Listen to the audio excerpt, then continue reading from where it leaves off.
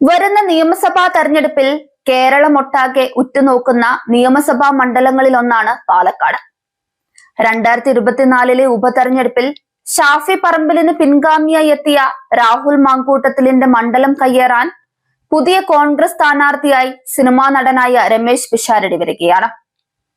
കോൺഗ്രസ് സ്ഥാനാർത്ഥിയായ രമേശ് പിഷാരടി ആകട്ടെ രാഹുൽ മാങ്കൂട്ടത്തിൽ തുടങ്ങിവെച്ച മണ്ഡലത്തിലെ വികസന പ്രവർത്തനങ്ങൾ പൂർത്തിയാക്കുമെന്നാണ് ആദ്യ വാഗ്ദാനമായി പറഞ്ഞത്. എന്നാൽ 18,000-ഓളം വോട്ടിന്റെ ഭൂരിപക്ഷത്തിൽ പാലക്കാട് പിടിച്ചെടുത്ത രാഹുൽ മാങ്കൂട്ടത്തിലിന് മാത്രം ഇതൊന്നും എൻജോയ് ചെയ്യാൻ പറ്റുന്നില്ല. സാഹചര്യങ്ങളുടെ കിടപ്പ് അങ്ങനെയാണ്. ബലാത്സംഗ കേസിൽ രാഹുൽ മാങ്കൂട്ടത്തിൽ MLA-യുടെ മുൻകൂർ ജാമ്യം റദ്ദാക്കണമെന്ന് ആവശ്യപ്പെട്ടുള്ള ഹർജി സുപ്രീം കോടതി ബുധനാഴ്ച പരിഗണിക്കുമെന്ന വാർത്ത വന്നതോടെ മാങ്കൂട്ടം കാറ്റുപോയ ബലൂൺ പോലെയായി. കേസുമായി ബന്ധപ്പെട്ട ചില രേഖകൾ പരാതിക്കാരിയുടെ അഭിഭാഷകൻ കഴിഞ്ഞ ദിവസം മുദ്രവെച്ച കവറിൽ സുപ്രീം കോടതി രജിസ്ട്രാർക്ക് കൈമാറിയിരുന്നു. ഇതിനു പിന്നാലെയാണ് ബുധനാഴ്ച പരിഗണിക്കുന്ന കേസുകളുടെ പട്ടികയിൽ സുപ്രീം കോടതി ഹർജി ലിസ്റ്റ് ചെയ്തത്. എന്നാൽ മുദ്രവെച്ച കവറിലെ രേഖകൾ എന്താണെന്ന് വ്യക്തമല്ല. ജസ്റ്റിസുമാരായ MM സുന്ദരേഷ്, NK സിംഗ് എന്നിവരടങ്ങിയ ബെഞ്ചാണ് ഹർജി പരിഗണിക്കുന്നത്. മുൻകൂർ ജാമ്യം റദ്ദാക്കണമെന്ന് ആവശ്യപ്പെട്ട് നൽകിയ ഹർജിയിൽ രാഹുൽ മാങ്കൂട്ടത്തിലിനെതിരെ ഗുരുതരമായ ആരോപണങ്ങളാണ് പരാതിക്കാരി ഉന്നയിക്കുന്നതെന്നാണ് വിവരം. പ്രായപൂർത്തിയാകാത്ത ഒരു കുട്ടി ഉൾപ്പെടെ 10 പേരെ പീഡനത്തിന് ഇരയാക്കിയിട്ടുണ്ടെന്നാണ് ഹർജിയിൽ ആരോപിച്ചിരിക്കുന്നത്. രാഹുലിന്റെ മുൻകൂർ ജാമ്യം റദ്ദാക്കണമെന്ന് ആവശ്യപ്പെട്ട് ആദ്യ പരാതിക്കാരിയാണ് സുപ്രീം കോടതിയിൽ ഹർജി ഫയൽ ചെയ്തത്. ഈ മാസം ആദ്യമായിരുന്നു പരാതിക്കാരി സുപ്രീം കോടതിയെ സമീപിച്ചത്.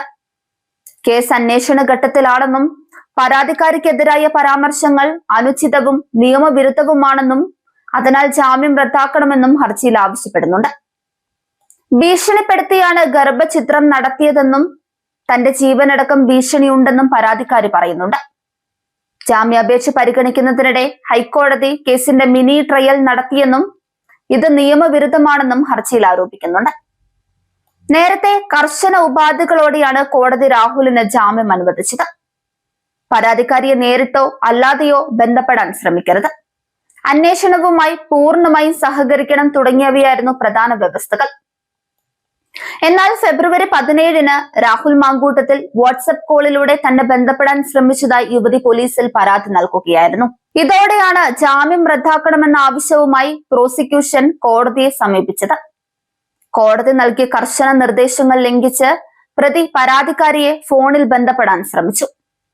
പ്രതി പുറത്തു നിൽക്കുന്നത് അന്വേഷണത്തെ ബാധിക്കുമെന്നും സാക്ഷികളെ സ്വാധീനിക്കാൻ ഇടയുണ്ടെന്നും പ്രോസിക്യൂഷൻ പറയുന്നുണ്ട്. വാട്സ്ആപ്പ് കോൾ സംബന്ധിച്ച വിവരങ്ങൾ അന്വേഷണ സംഘം കോടതിയിൽ സമർപ്പിച്ചു.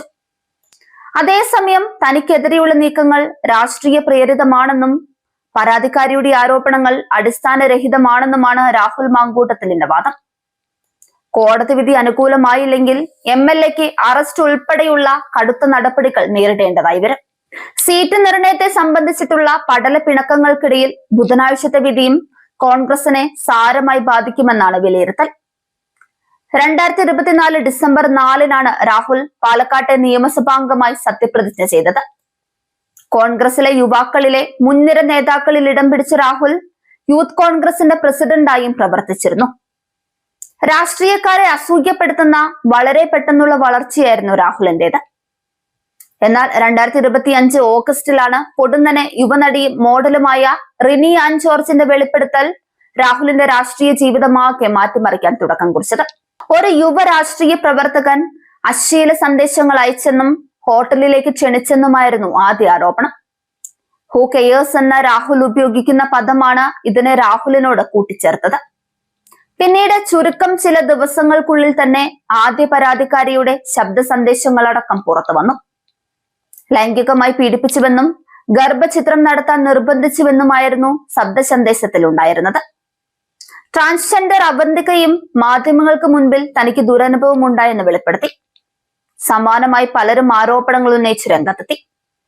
ഇതോടെ 2025 ഓഗസ്റ്റ് 21-ന് രാഹുൽ മാങ്കൂട്ടത്തിലിന് തന്റെ യൂത്ത് കോൺഗ്രസ് സംസ്ഥാന പ്രസിഡന്റ് സ്ഥാനം രാജിവെക്കേണ്ടി വന്നു. ദിവസങ്ങൾക്കുള്ളിൽ ഓഗസ്റ്റ് 25-ന് കോൺഗ്രസ് പ്രാഥമിക അംഗത്വത്തിൽ നിന്ന് KPCC സസ്പെൻഡ് ചെയ്തു. ഓഗസ്റ്റ് 28-ന് രാഹുലിന് മേൽ ക്രൈംബ്രാഞ്ച് സ്വമേധയാ കേസെടുക്കുകയായിരുന്നു. കേസുകൾ അന്വേഷിക്കാൻ ക്രൈംബ്രാഞ്ച് പ്രത്യേക അന്വേഷണ സംഘത്തെയും രൂപീകരിച്ചു.